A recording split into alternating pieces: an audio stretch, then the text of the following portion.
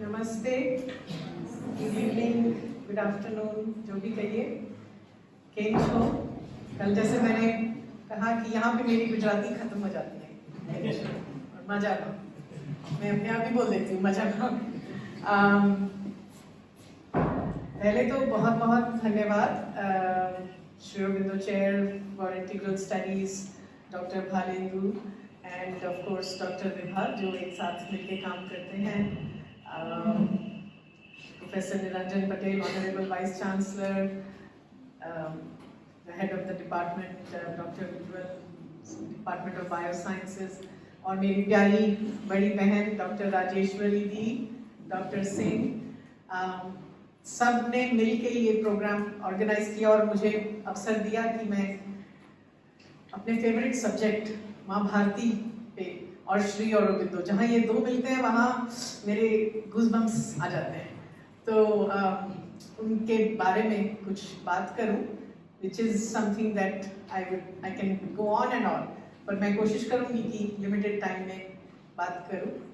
So जब भालेंदु भाई से बात हुआ टॉपिक का, तो that's what we sort of agreed on, Shri अरबिंदो's vision and work for the resurgence of Bharat. तो मेरी स्लाइड्स में इंग्लिश है, बट मैं बात हिंदी इंग्लिश मिक्स में करूँगी।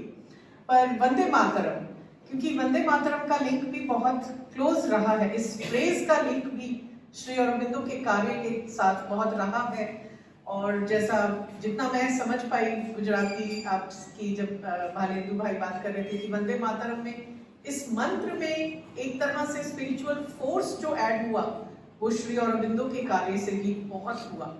और श्री अरबिंदो ने जैसे इस मंत्र की पावर को समझा, तो वही दोनों आइडियाज लेके मैं बात करूंगी।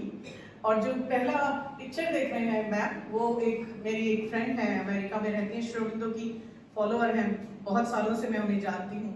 उन्होंने 2010 में ये, she is a graphic artist, तो उन्होंने 2010 में ये इमेज बनाई थी।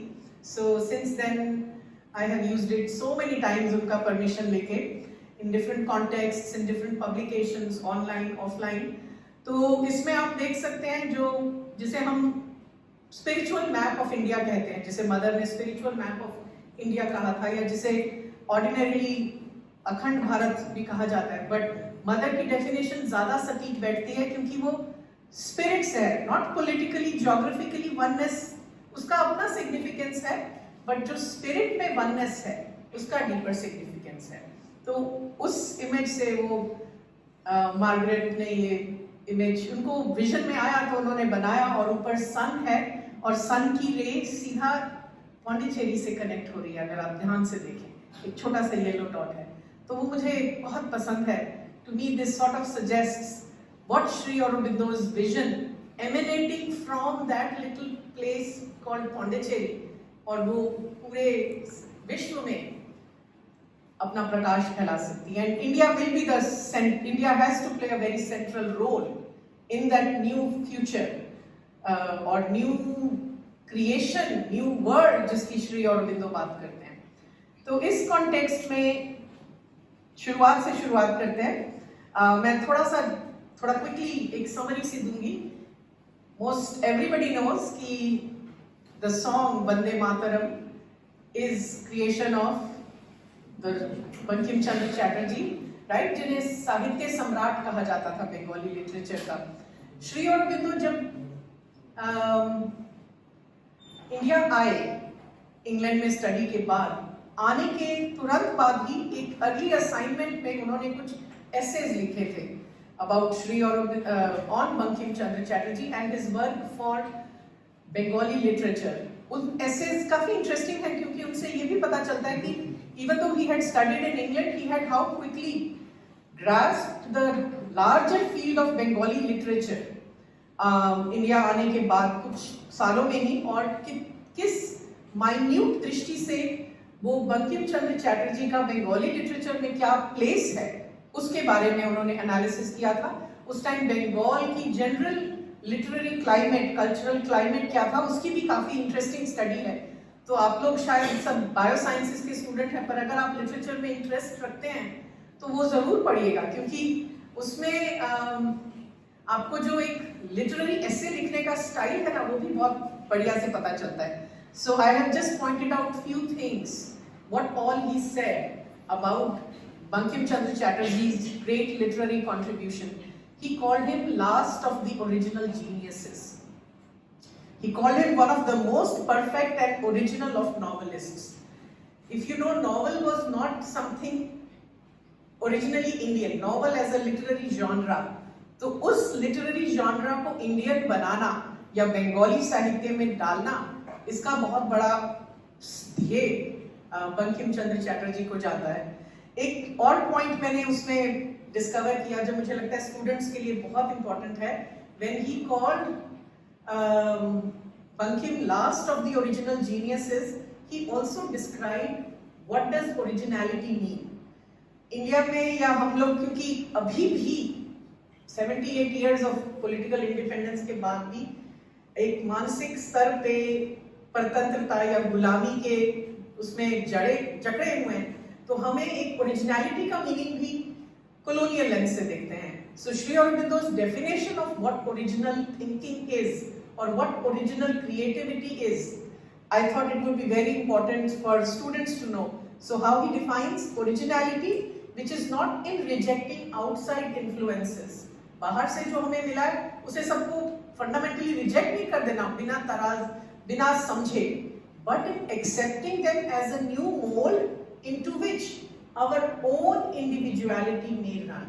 तो पहले हम अपने सेंटर को, अपने ओरिजिनल, अपनी इंडिविजुअलिटी को समझें as a person भी, as a single human being, but also as a nation, as a society, कि हमें क्या डिफरेंट है, हमें क्या यूनिकनेस है, और फिर जो बाहर से इन्फ्लुएंसेस आ रहे हैं उसमें अपनी इंडिविजुअलिटी को ढालें. So in a way it is not about कि वेस्ट से जो भी आया है वो हमें पसंद नहीं है या हमारा नहीं है. No, take what you can take. Your originality lies in कि आप उसमें अपनी इंडिविजुअलिटी कैसे उभार पाओगे. क्योंकि हम इतने ग्लोबल वर्ल्ड में रहते हैं, तो बात करना, ये कहना कि हम किसी से इंटरैक्ट नहीं करेंगे या किसी के प्रभाव में नहीं आएंगे, ये पॉसिबल ही नहीं है. और श्री अरबिंदो एक जगह ये भी कहते हैं कि ये स्पिरिचुअल अप्रोच भी नहीं है to reject anything that comes from outside influence. तो उसे लीजिए, पर पहले अपने सेंटर को, अपनी इंडिविजुअलिटी को समझिए. So this I thought from a student's perspective, since you are all going out in the world with thousands of influences around you. So how do you keep your center yet allow the outside influences to widen you, to broaden you? So that I thought was very interesting. Bankim Chandra Chatterjee, Sri Aurobindo says, ना ही सिर्फ साहित्य सम्राट थे, he was also a maker of a nation. So some of his earlier works, he was great as poet, as novelist, as lyricist, as stylist, as literary critic, but his later works, Sri Aurobindo called him a seer and a nation builder. Seer माने ऋषि, उनको ऋषि की उपाधि दी थी कि एक ऋषि और एक nation builder का काम किया बंकिम चंद्र ने. पर्टिकुलरली 2 novels, आनंद मठ, जिसके 10th chapter में ये बंकिम चंद्र का ये वंदे मातरम का गीत है, और देवी चौधरानी, जिसमें एक फीमेल कैरेक्टर है जो स्वतंत्रता संग्राम में लड़ी. It's a beautiful novel. I think उसकी अभी रिसेंट कई मूवीज भी बनी है बंगाली में, बट अभी कुछ साल पहले भी एक बंगाली वर्जन बंगाली सिनेमा में आया है. So read the novel. मैंने बंगाली में तो नहीं पढ़ा, मैंने हिंदी में पढ़ा है और इंग्लिश में भी पढ़ा है. मूवी नहीं देखी है, but I am a big fan of Bengali cinema. I will watch it someday. So how Bankim at that time was envisioning women freedom fighters, that's a beautiful example. So Bankim Chandra ने कई novels लिखे हैं, साथ में बहुत कुछ religious spiritual literature भी है. He tried to understand and write जो कृष्ण चरित्र करके एक उनका ग्रंथ है, जिसमें वो कृष्णा को as a rational individual deconstruct करते हैं, भगवद गीता को भी deconstruct करते हैं, धर्म तत्व क्या है, देव तत्व क्या है. इस तरह के कई सारे कार्य हैं जिनसे बंकिम चंद्र ने अपनी छाप हमारे लिटरेचर पे छोड़ी है. But ultimately what Sri Aurobindo says why his biggest contribution to India and Indian people, Indian mind is he gave us a vision of Mother India through that song Vande Mataram. So जब ये programme की announcement भालेंदु भाई ने भेजी, I was very moved by the fact कि उन्होंने second page पे पूरा वंदे मातरम ओरिजिनल सॉन्ग भी और श्री अरबिंदो की इंग्लिश ट्रांसलेशन भी उसके सेकंड पेज पे ब्रोशर में लगाई है. That's very nice. So sorry.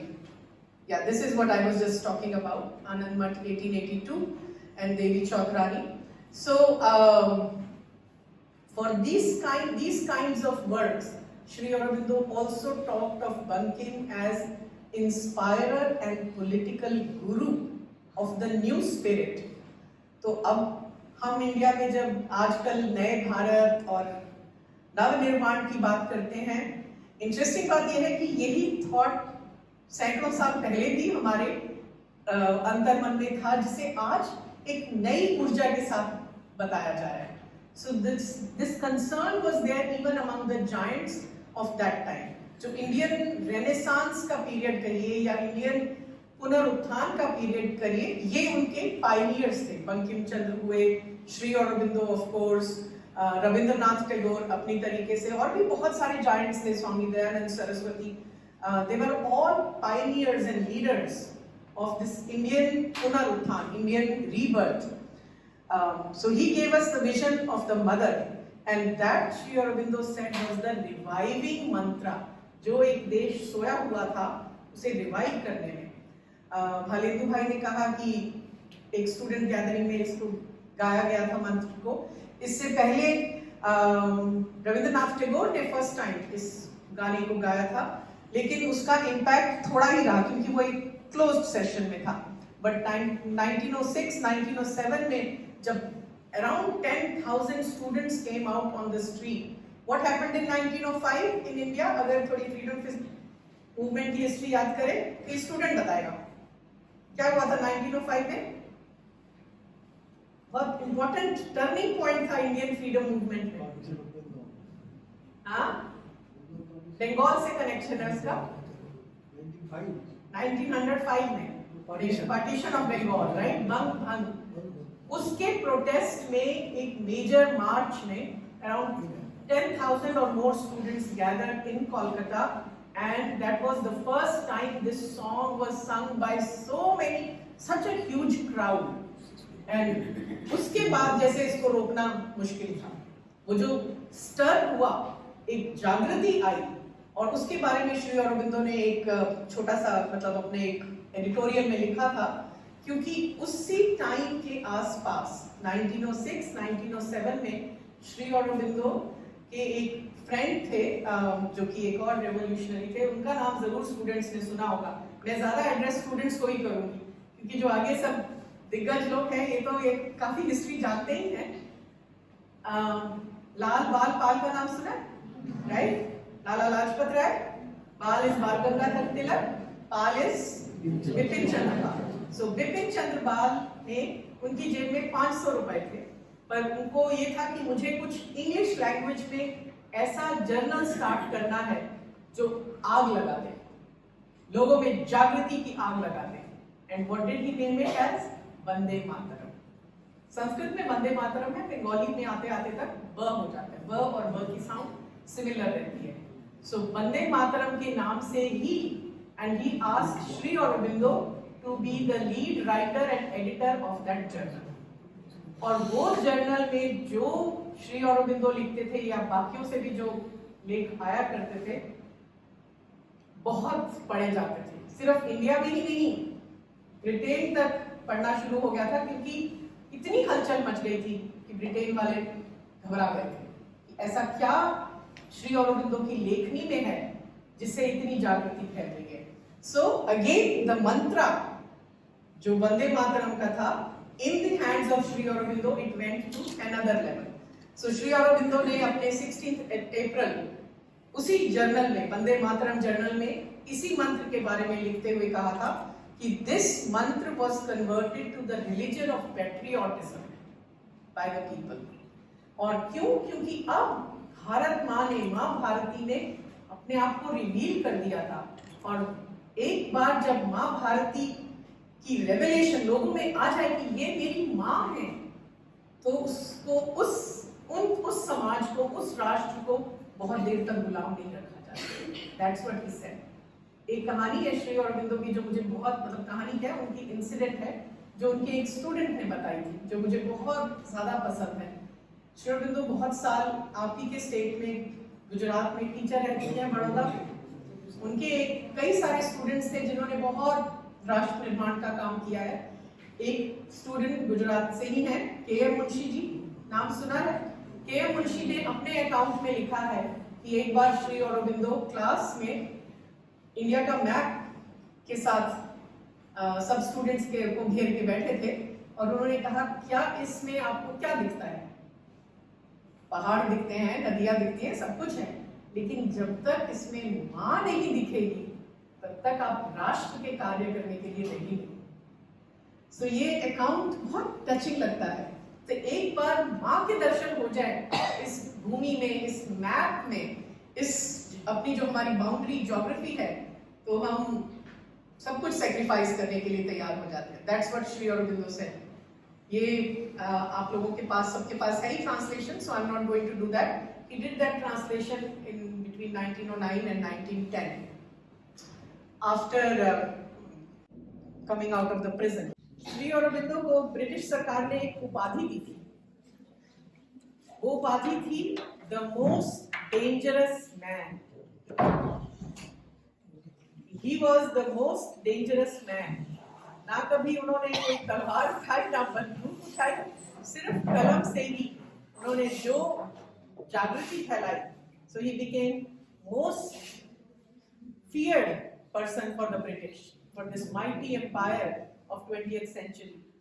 और श्री अरबिंदो को बहुत सारे स्टूडेंट्स को भी पता ही होगा, एक साल उनको प्रिजन में इम्प्रिजन किया गया था फ्रॉम 1908 टू 1909 कोलकाता में, अलीपुर प्रिजन में। और ट्रायल चला जो कि उस टाइम का सेडिशन चार्जेस थे, सरकार के खिलाफ बगावत की है, सेडिशन, वेरी सीरियस चार्जेस। और वो उस टाइम का one of the biggest trial था। इतना एविडेंस प्रेजेंट किया गया था, इतने डॉक्यूमेंट्स प्रेजेंट किए गए, but nothing stuck to him. And जो जनरली केस में होता है ना, क्लोजिंग आर्ग्यूमेंट्स लॉयर्स देते हैं, प्रोसिक्यूशन साइड में भी और डिफेंस साइड में भी। तो डिफेंस साइड में जो श्री अरबिंदो के डिफेंस लॉयर थे, वो भी अपने जमाने के धुरंधर थे, Chittaranjan Das, right, great lawyer, great freedom fighter, great intellectual mind. उन्होंने अपने क्लोजिंग रिमार्क्स में श्री अरबिंदो के लिए, ब्रिटिश तो ने कहा कि ये मोस्ट डेंजरस मैन है, और सी.आर. दास जी ने उनको 3 एपिथेट देके, 3 एडजेक्टिव्स देके श्री अरबिंदो के बारे में बताया था। 1, poet of patriotism, 2nd, prophet of nationalism, and 3rd, lover of humanity. क्या क्या थे? ये मेरा एक तरीका है ये देखने का कि आप सो मत जाना। poet of patriotism, 2nd, prophet of nationalism, 3rd, lover of humanity, right? Photo बहुत अच्छी थी, वर्ड्स तो मैं फिर भी पढ़ दूंगी। फोटो इसमें वो थी जो श्री अरबिंदो की, जिसको आप लोग कहते हैं ना mug shot, when he was caught, तो जो पुलिस ने उनके फोटोग्राफ्स की थी, वो वाली फोटो थी। फिर कभी एनीवे ये भालेंदु भाई के पास है तो शेयर कर सकते हैं। तो अब हम थोड़ा सा श्री अरबिंदो के बारे में जानेंगे। जो हम बात कर रहे हैं कि इस मंत्र का एक स्पिरिचुअल फोर्स श्री अरबिंदो ने ऐड किया, उनके कार्य से, उनकी विजन से वो कैसे किया, तो इस बारे में हम थोड़ी सी अब और बात करेंगे। एक 1905 में श्री अरबिंदो की एक राइटिंग है, भवानी मंदिर, बहुत सुंदर राइटिंग है। और generally Shri Aurobindo is known for very long paragraph, long sentences. इसमें छोटे छोटे सेंटेंसेस हैं, इसलिए पढ़ना भी आसान है, स्पेशली स्टूडेंट्स के लिए। उसमें एक जगह श्री अरबिंदो कहते हैं कि भारत को चाहिए क्या, हमें अगर आगे बढ़ना है, वो उस टाइम पे है, आज भी उतना एप्लीकेबल है।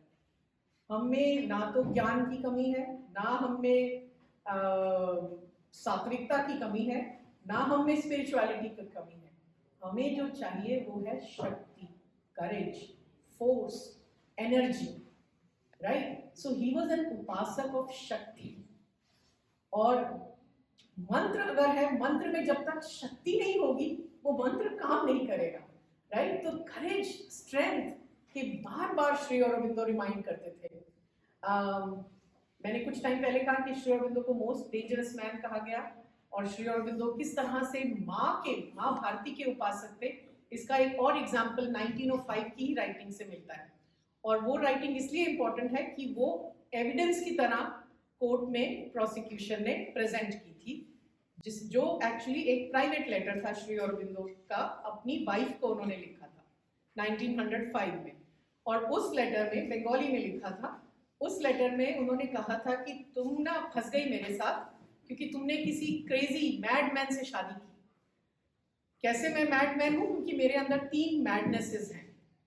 अब आप ये सोचिए कि वो खुद ही लिख रहे हैं कि I am a crazy person, I have these 3 madnesses, तो प्रोसिक्यूशन तो यूज करेगी ना कि ये डेंजरस भी है और ये मैड भी है। सो व्हाट वाज दोस 3 मैडनेसेस? उन्होंने कहा पहली मेरी ये मैडनेस है कि मुझे जो भी यूनिवर्स से मिला है, मेरा intellect, he was a great scholar. हमें पता है कि इंग्लैंड में he had been given so many awards. His essays were considered some of the finest ones their professors had seen. All that is a matter of record, right? So we know that he was a great scholar.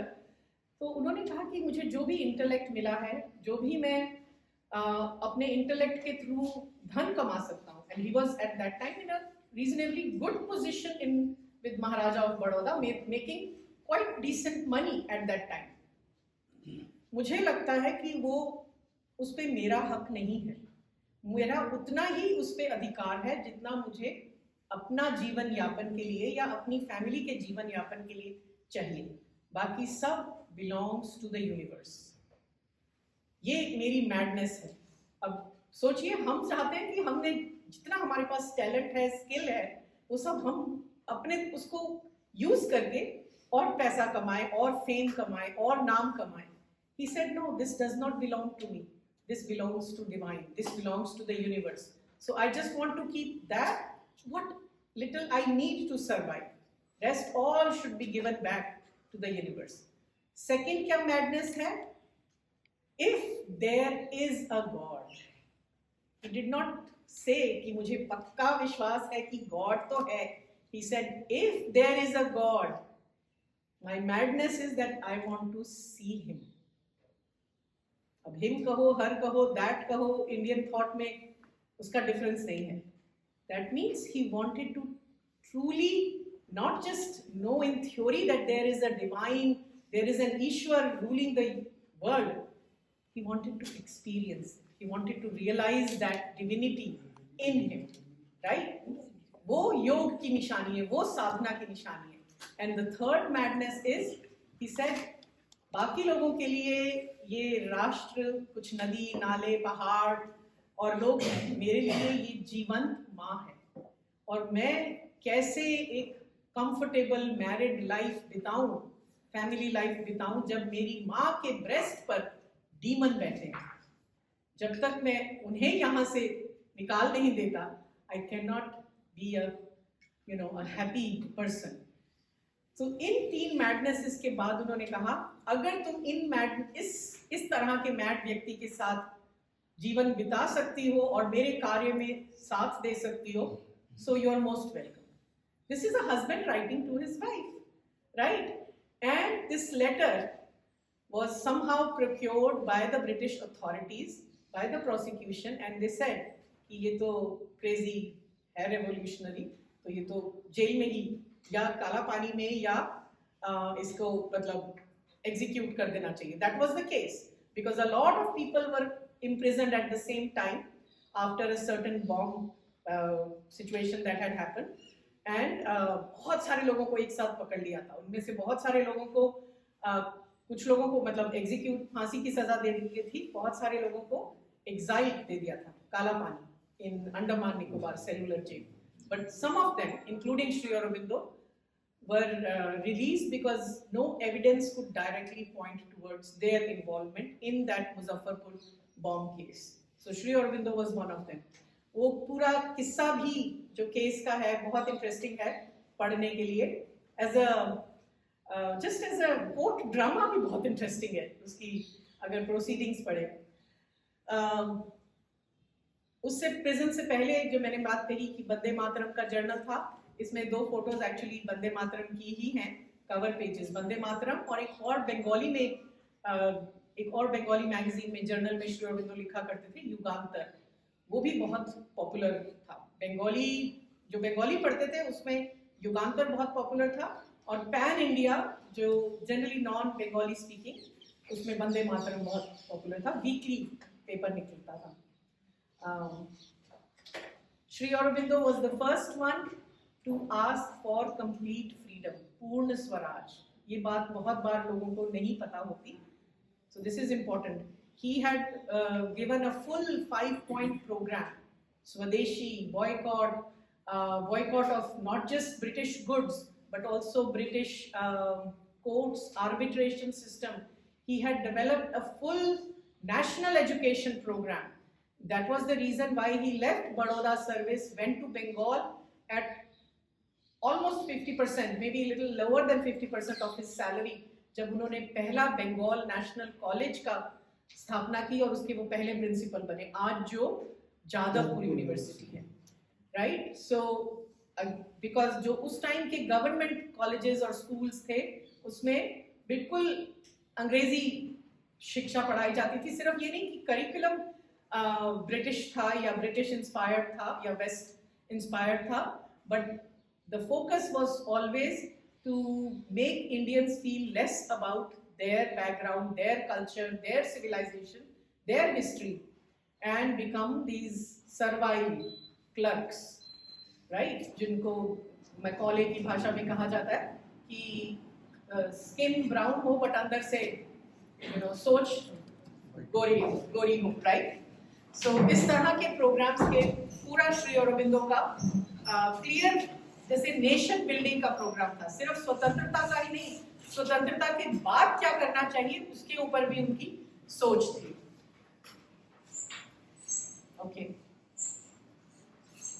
He also created societies of young people to do the work of policing, कि हमें British police का भी साथ नहीं देना है.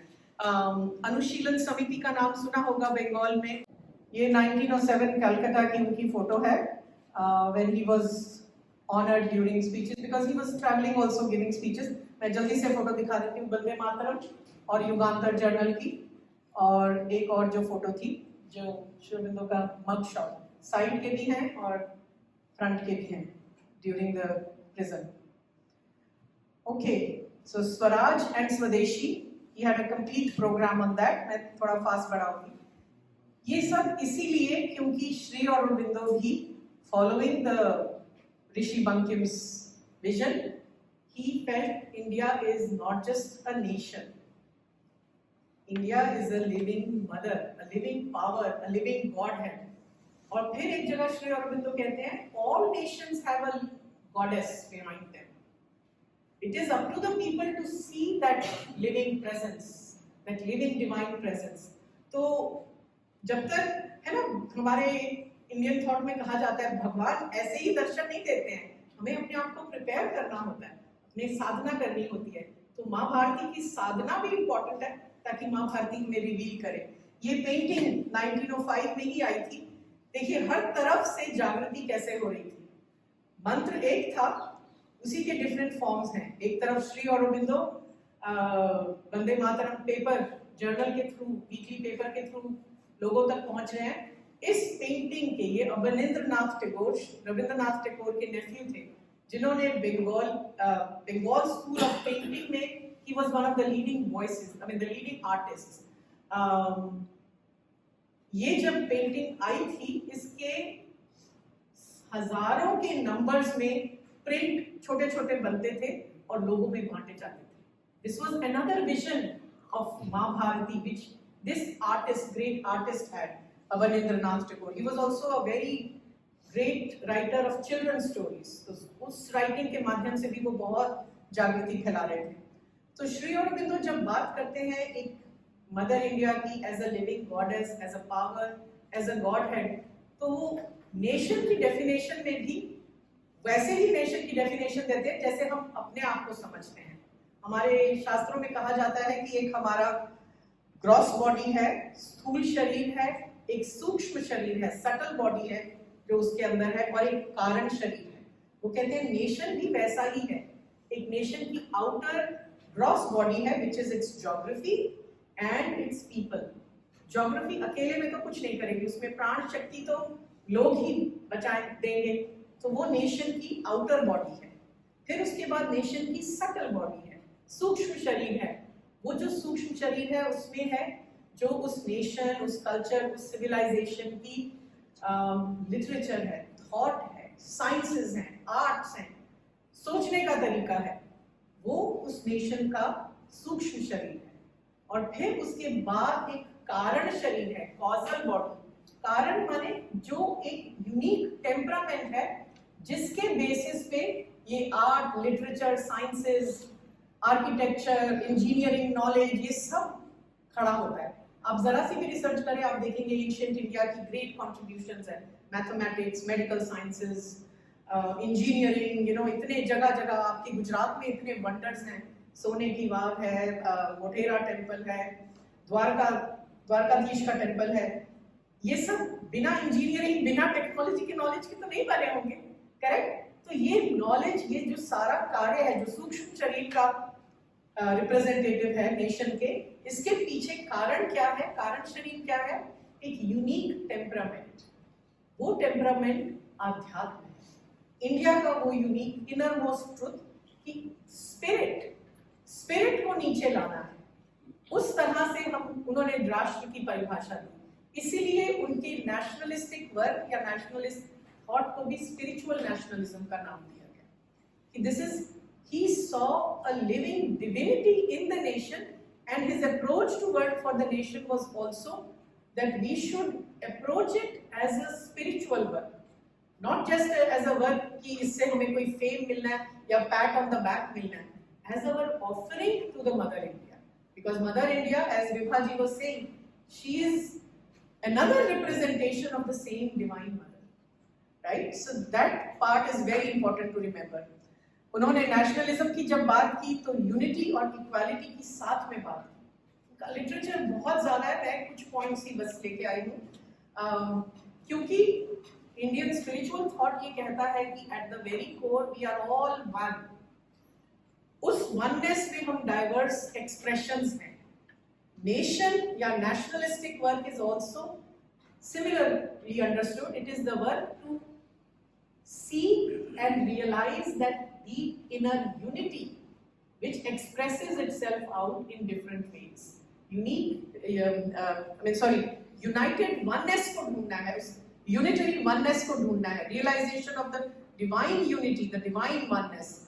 Essentially there is no difference, क्योंकि spirit के ही तरीके से देखना है। At the level of spirit, at the level of soul, we are all connected because we are all parts of the same one supreme source.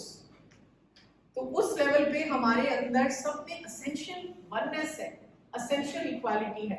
ऐसा कोई भी political, social project, system, policy, approach to political, social, economic work will have no chance if it does not value this essential equality.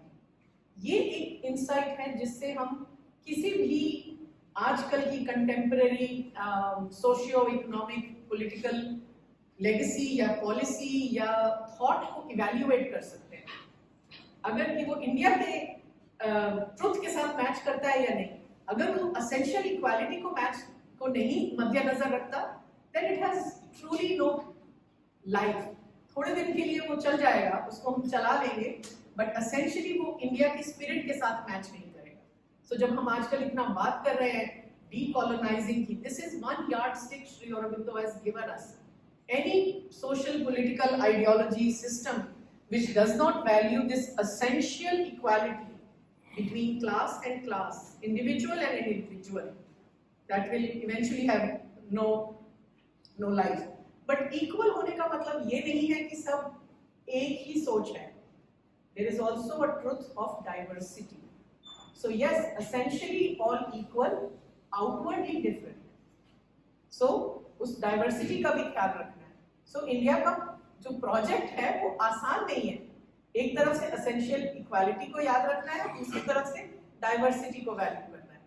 तो पौंडीचेरी में एक है ना हमारे आलोक दा, वो बार बार याद दिलाते हैं बाकी कंट्रीज को तो किंडरगार्टन में है, इंडिया को पीएचडी करनी है. इसीलिए इंडिया की डिफिकल्टीज ज्यादा है, इसीलिए इंडिया के चैलेंजेस ज्यादा हैं. But Indians are also inherently capable of that. लेकिन हम शक्ति भूल गए, जैसे हनुमान जी भूल गए थे ना कि उनमें क्या शक्ति है, उन्हें याद दिलाना पड़ा था.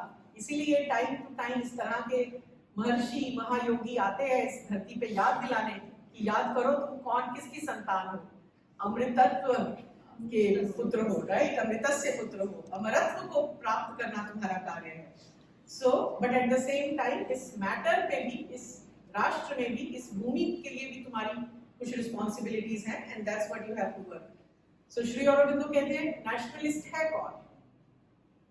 इंटेलेक्चुअली आप अपने आप को ये प्राइड नहीं कर सकते. I want to read his whole words because उनके वर्ड्स का अपना ही फोर्स है.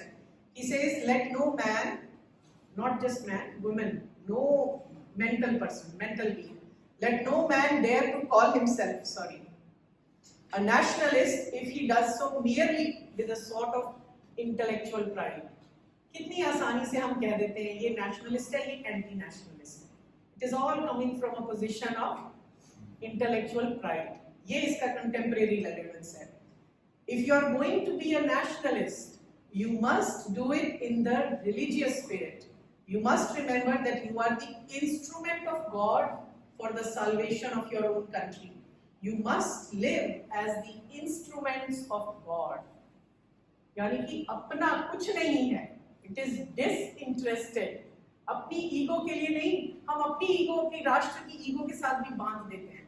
No, भगवान के सेवक बनके, जिसमें आप अपने लिए कुछ नहीं चाह रहे हैं, उस जो भी देना है, जो सेक्रीफाइस करना है, because it's God as represented in the nation that is demanding of you. तो उन्होंने इस डिटेल तक हमें मतलब बातें कही हैं. So what is the aim of nationalism work? What was his vision of nationalism? He said whatever work we are doing is not only for India but for the future of world. So he says when we are doing all this work to build up India, it is for the sake of humanity. ये इतनी conviction से क्यों कहा श्री अरबिंदो ने, उसका एक level पे हम समझ सकते हैं कि उनका जो प्रिजन में एक स्पिरिचुअल रियलाइजेशन हुआ था, उसमें उन्हें ये बहुत क्लियरली आदेश के तौर पे भी इसको समझ सकते हैं कि श्री कृष्ण की वाणी में उन्हें ये आदेश मिला या उन्हें ये लेसन या मैसेज मिला कि इंडिया राइज होगा. और इंडिया का राइज पूरे विश्व के राइज के लिए है. इंडिया अपने लिए नहीं ऊपर, भारत अपने लिए ऊपर नहीं चाहेगा, बिकॉज भारत को, विश्व को कुछ देना है, ऐसा देना है जो सिर्फ भारत ही दे सकता है, क्योंकि यही भूमि है.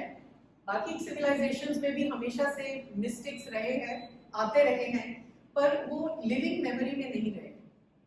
मैं बहुत साल अमेरिका में रही थी, तो मेरे कई सारे फ्रेंड्स थे जो नेटिव अमेरिकन बैकग्राउंड से थे.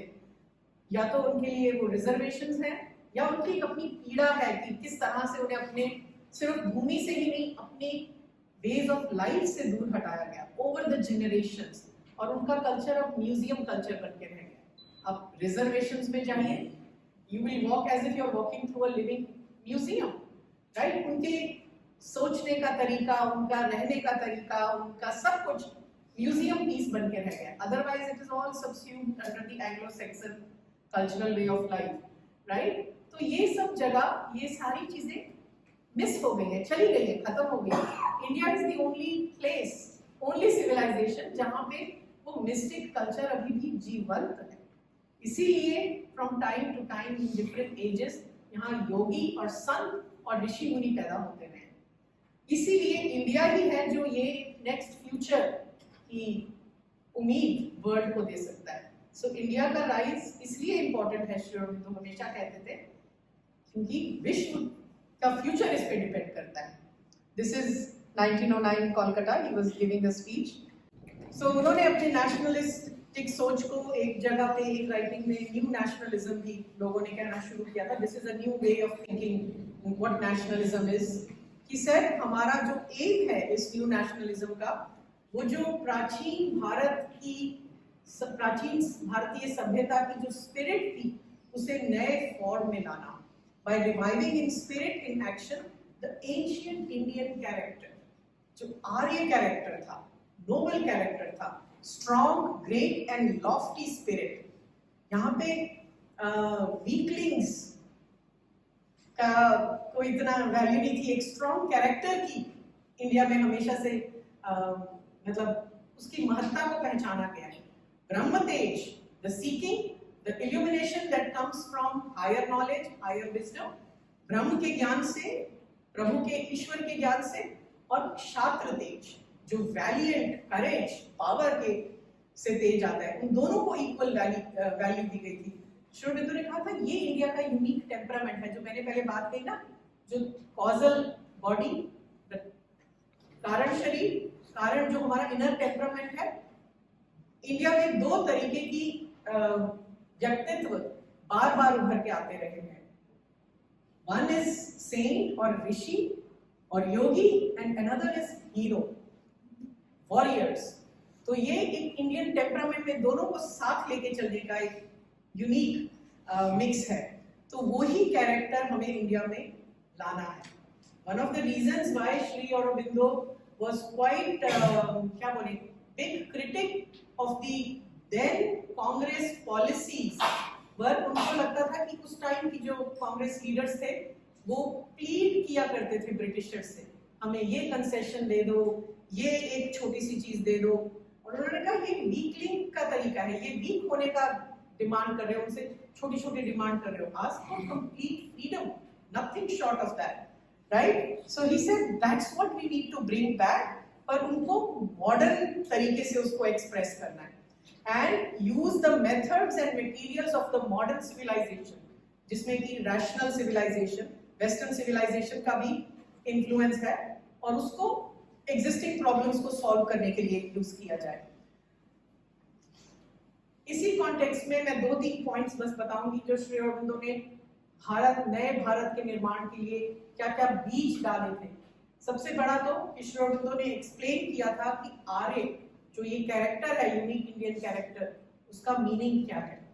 क्योंकि ये वर्ड इतना ज्यादा एब्यूज हुआ है, मिस इंटरप्रेट हुआ है।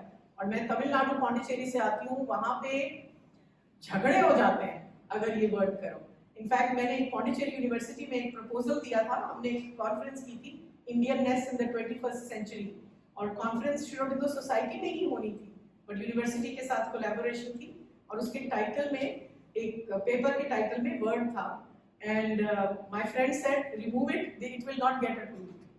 क्योंकि Arya versus Dravid, north versus south, ये अगर आप लोग हिस्ट्री स्टडी करें तो बहुत सही तरीके से ब्रिटिशर्स ने और उस टाइम के एंथ्रोपोलॉजिस्ट्स ने हमारे दिमाग में डाल दिया था कि नॉर्थ इंडियंस जो हैं, आर्यन, ये अलग ही रेस है और ये बाहर से आए हैं, इन्होंने द्रविडियंस पे ओप्रेस किया है, साउथ इंडियंस को नीचे धकेला है।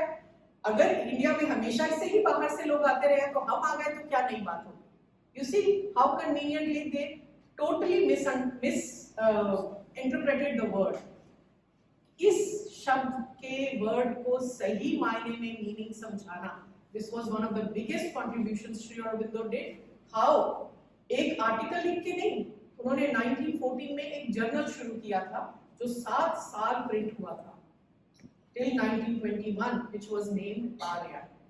और उस टाइम पौंडीचेरी में एक बहुत बड़े तमिल रेवोल्यूशनरी रहा करते थे, Subramania Bharati. He was considered a great, he still considered, Tamil culture में उनका बहुत महाकवि कहा जाता है।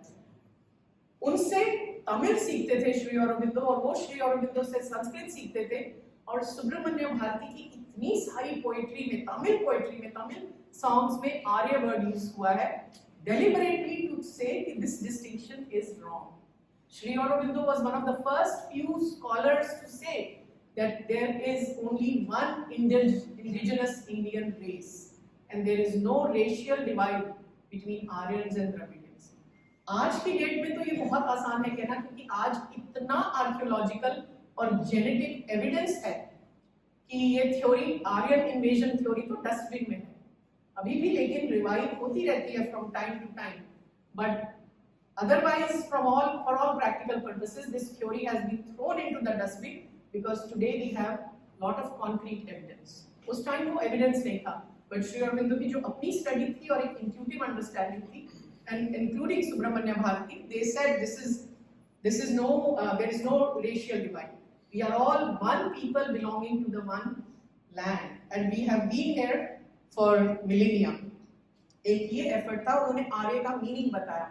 आर्य word means the one who is constantly trying to rise up in his or her consciousness. Effort, uprising. इसीलिए हमारे यहाँ बहुत सारे क्षत्रियों को आर्य पुत्र कहा जाता है, क्योंकि वो they are fighters, they are warriors.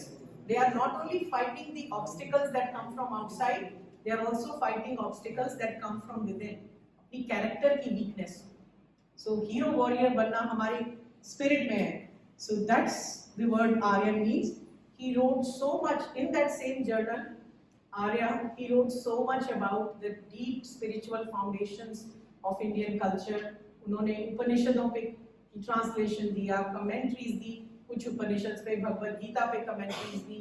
उन्होंने अपनी सोशियोलॉजिकल, फिलोसॉफिकल राइटिंग्स सब इस आर्य जर्नल में 7 साल लिखते रहे, chapter by chapter. It is said at one point of time he was writing like 6 books all simultaneously. ये सब आज books के form में है. And then he gave the final message also. We should, as great as we were in the past, we also have to go towards a greater future. So उनके essays on the Gita में शुरू के chapters में आता है, we have to not only be stuck in the great past dawns, we have to go towards the future moons. So that's very important, the work that he did for creating new India, new Bharat, resurgence of new Bharat. 2-3 मैं points और कहूँगी और फिर मैं stop कर दूँगी. एक उनकी बहुत important speech है जेल से निकलने के within a month, उत्तर पारा speech. If I am designing curriculum पूरी national level पे universities का, I would say this should be a mandatory reading. So ये मेरी वाइस चांसलर सर आपसे रिक्वेस्ट है और भालेंदु भाई आपसे भी कि every student at some point in their life should read this speech of Sri Aurobindo. 10,000 लोग इकट्ठे हुए थे उस स्पीच को सुनने के लिए, और कहा जाता है कि जो माला पहनाई गई थी श्री अरबिंदो को, वो उनके चप्पल के नीचे से जा रही थी. इतनी बड़ी माला गूंथी थी लोगों ने उनके वेलकम में.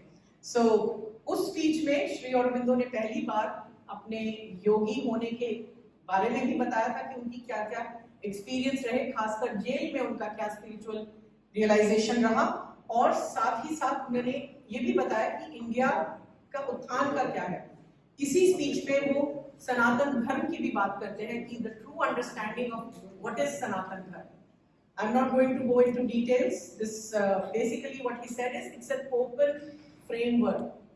अपने there is no limitation, there are just 2 or 3 fundamentals, one existence, one truth which is spoken of by many names, and there can be as many approaches to reach to that one truth as there are number of people, and the same truth, the same divine existence we can also find within. If that is the fundamental of Sanatan Dharma, that is what we need to always remember. This can really be the key to harmony in India. इस jail के बाद उन्होंने कर्म योगिन नाम का journal शुरू किया, जिसका ऑब्जेक्टिव ही यही था कि किस तरह से हमें अब राष्ट्र के चरित्र का निर्माण करना है, how to recover the great Indian thought and how to solve modern problems of humanity in the light of the great Indian wisdom. Finally उनका एक और मैसेज जिसको मैं कहूंगी मैंडेटरी रीडिंग होनी चाहिए VC sir, is the speech that was aired on 14th August 1947. He did not read it out, it was read out by someone else on All India Radio, Trichy, in which he talked about his 5 dreams. These are dreams not only for India but for the humanity. मैंने यहाँ पे बहुत quickly list किया है, free and united India. He said, because 15th August is also Sri Aurobindo's birthday, तो उन्होंने अपने humorous touch में बात कही है कि मुझे ये बहुत अच्छा गिफ्ट तो मिला कि मेरे बर्थडे वाला दिन ही इंडिया को फ्रीडम, पॉलिटिकल फ्रीडम मिला, पर कुछ ज्यादा ही गिफ्ट मिल गया कि 2 देश मिले। मैंने ये नहीं डिमांड किया था, I wanted one united India, and then he makes it clear that this partition is artificial, it is falsehood, it will go. How? It will depend on humanity.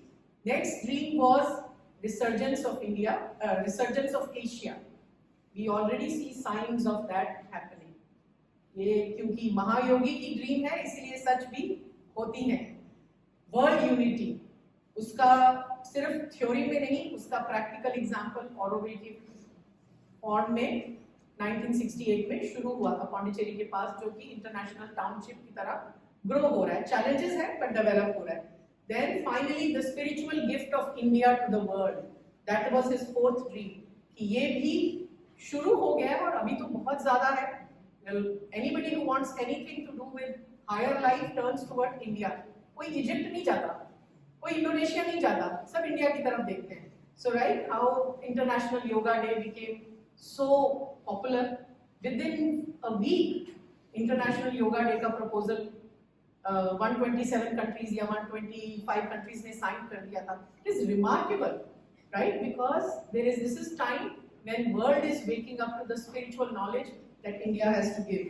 And finally, his dream is that we all should walk towards upliftment of our consciousness. A new consciousness has to take over. So this is the message that Sri Aurobindo has given us. अब इतना कुछ है, कैसे शुरू करें?